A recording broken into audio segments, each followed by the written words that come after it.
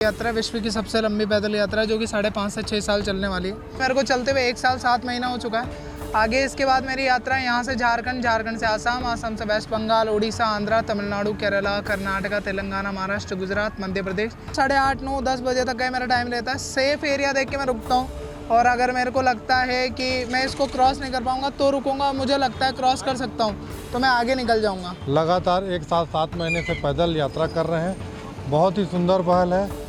मैंने समाज को और देश को एकजुट होकर रहने की धारणा लेकर आज हमारे बीच में उपस्थित हुए हैं। राजस्थान से पैदल यात्रा पर दीपक वर्मा जी निकले हैं, उनसे हम बात करेंगे। अभी ये यात्रा पर आप निकले हैं, क्या आपका उद्देश्य है और किस तरह से ये पूरी यात्रा आपकी पूरी हो रही है और अभी तक कहाँ कहाँ गए? सर, मेरी यात्रा कोटा राजस्थान से स्टार्ट हुई है 25 मार्च 2023 को और ये 22,000 किलोमीटर की पद यात्रा विश्व की सबसे लंबी पैदल यात्रा है जो कि 5.5 से 6 साल चलने वाली है। मैं पूरे भारत और नेपाल के सभी मंदिर और गुरुद्वारों की पद यात्रा पे हूँ। अभी तक मेरा राजस्थान, हरियाणा, दिल्ली, उत्तराखंड, उत्तर प्रदेश, नेपाल, बिहार, झारखंड और झारखंड से करते हुए मैं छत्तीसगढ़ आया हूँ।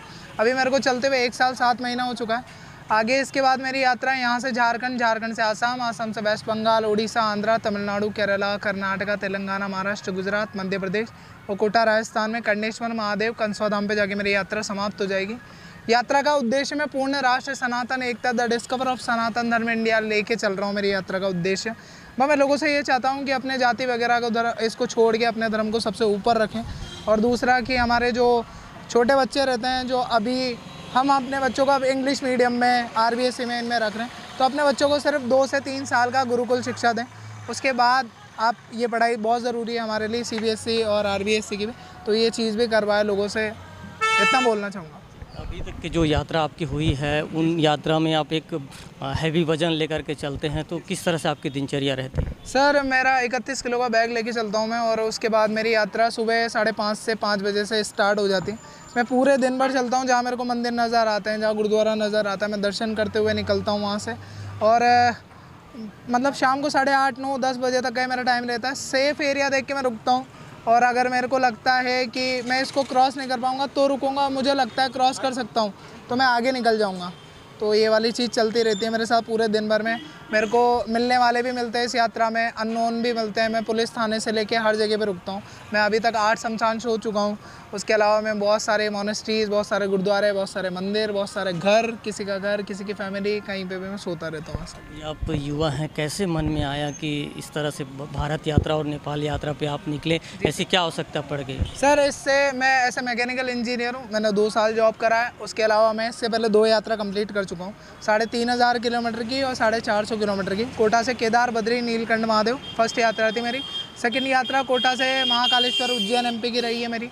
और ये जो 3rd यात्रा है, ये मेरी 22,000। आज मैं लोगों से सिर्फ इतना बोलना चाहता हूँ, जो हम केदारनाथ पे चढ़ते हैं ना घोड़ों के ऊपर, आजकल मैंने वहाँ पे जब मैं गया था तब भी 23, 24 साल के ये मतलब जो युवा रहते हैं वो भी सीधे घोड़ों पे बैठ के जा रहे हैं। तो कम से कम लोगों से इतना ही है कि आप गाड़ियों से जा रहे हो, घोड़ों से जा रहे हो, कम से कम इतना तो रखो, इतनी मेंटली रखो कि आप वहाँ से गाड़ियों तक गए, वहाँ से भी आप घोड़ों पे जा रहे हो। कम से कम इतना रखो कि थोड़ा बहुत चलो वही पैदल, क्योंकि अभी मैं जो यात्रा कर रहा हूँ ये मेरा उद्देश्य को लेके यात्रा चल रही है। बाकी मैं लोगों तक ये चीज़ पहुँचाना चाहता हूँ कि थोड़ा थोड़ा अपने बॉडी को भी और थोड़ा मेंटेन रखें, थोड़ा शरीर को चलाएँ, वो वाली चीज़ है। ये यात्रा आपकी अब कब तक पूरी होगी? किस तरह की आगे की प्लानिंग?